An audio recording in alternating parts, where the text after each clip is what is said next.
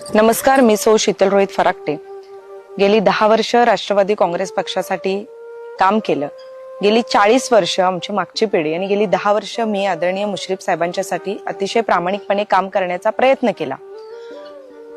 आदरणीय साहेबांच्याकडे मी जिल्हा परिषदेची उमेदवारी मागितली आणि त्याही पलीकडे गेली 1.5-2 वर्षापूर्वीच साहेबांनी मला या जिल्हा परिषदेच्या उमेदवारीचा शब्द दिला होता। त्यांना काही अडचणी असतील, मी पक्षाचा निर्णय स्वीकारते, पण एक सामान्य कार्यकर्ती म्हणून, एक महिला म्हणून, सामान्य माणसाशी नाळ जोडलेला एक लोकसेवक म्हणून मलाही काही प्रश्न पडतात।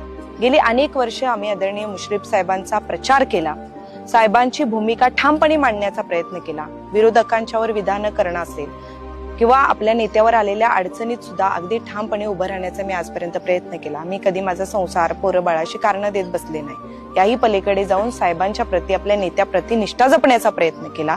पण असं असताना सुद्धा नेहमी निर्णय घ्यायची वेळ येते तेव्हा आमच्या पदरी पिढ्यानपिढ्या निराशा का पडते, हा प्रश्न आमच्या मनात कुठेतरी येतो की फक्त आम्ही झेंडा घ्यायचा, माईक घ्यायचा आणि सभा गाजवायच्या, एवढंच आमचं काम आहे का?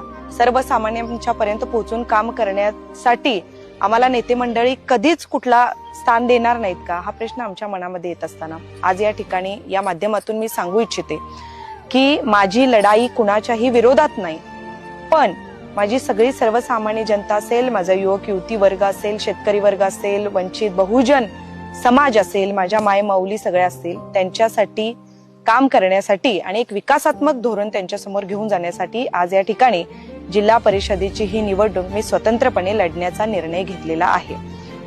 खरं बघायला गेलं तर आजही नेत्यांप्रती आदर आहे, पण त्याही पलीकडे जाऊन सर्वसामान्य माणसांच्यासाठी काम करण्याची तळमळ आहे आणि या तळमळीला मी या ठिकाणी आज प्राधान्य देते। धन्यवाद।